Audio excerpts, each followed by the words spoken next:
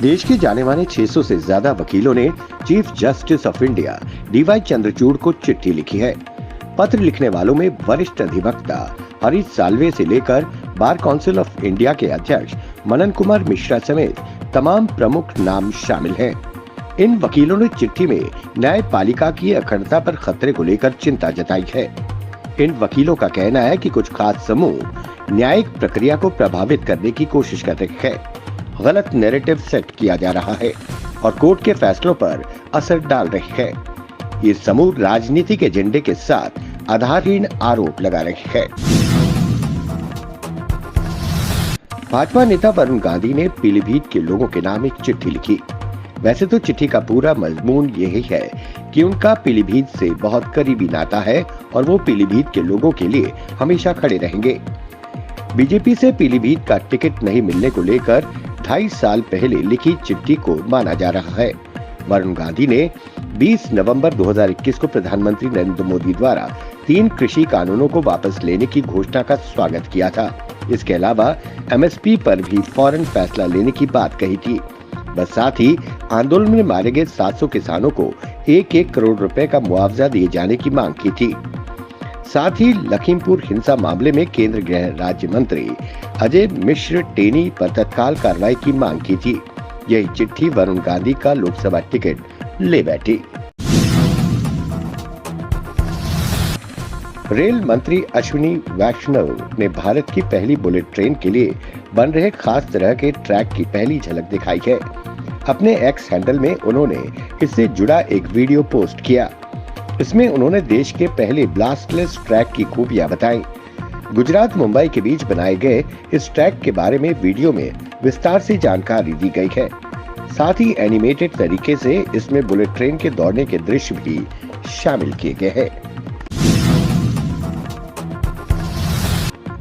उत्तर प्रदेश में कांग्रेस ने अपने हिस्से में आई 2 सीटों को छोड़कर सभी पर उम्मीदवारों के नामों का ऐलान कर दिया है, लेकिन जिन 2 सीटों पर अभी प्रत्याशी नहीं उतारे वो हैं अमेठी और रायबरेली। कांग्रेस से जुड़े सूत्रों के मुताबिक इन दोनों सीटों पर फैसला अप्रैल के आखिरी हफ्ते में हो सकता है। दरअसल रायबरेली और अमेठी में 5वें चरण में चुनाव होना है। इन दोनों सीटों पर कांग्रेस द्वारा प्रत्याशी घोषित नहीं किए जाने पर सियासी गलियारों में कई तरह की चर्चाएं हो रही है।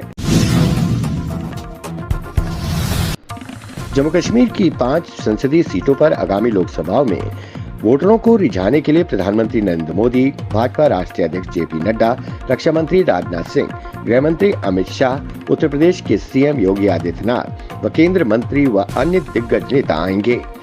भाजपा ने जम्मू कश्मीर में अपने प्रत्याशियों के लिए प्रचार अभियान में स्टार प्रचारकों सहित 40 नेताओं की सूची जारी की है।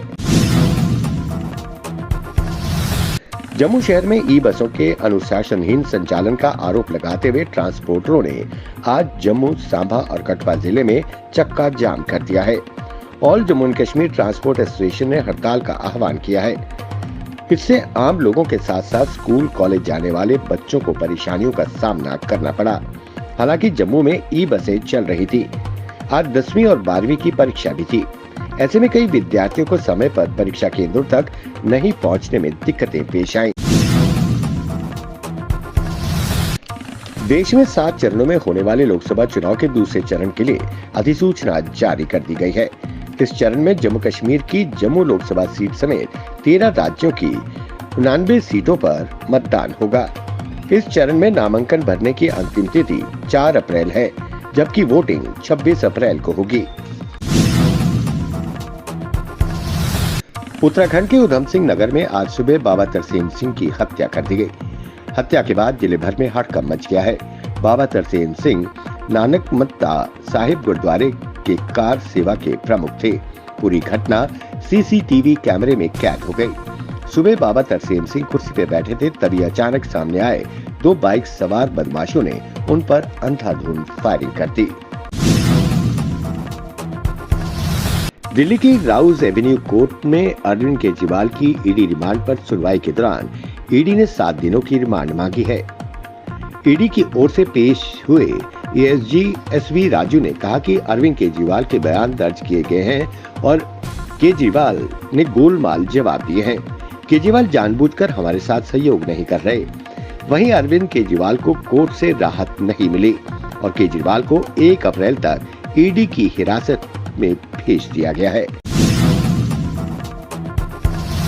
डोडा जिले भर में विशेष रूप से ग्रामीण और दूरदराज के क्षेत्रों में स्वास्थ्य कर्मचारियों की पर्याप्तता का मूल्यांकन करने के लिए एक सक्रिय कदम में डोडा के सीएमओ डॉक्टर ओम कुमार ने मेडिकल ब्लॉक घाट के विभिन्न स्वास्थ्य केंद्रों में सरप्राइज विजिट किया।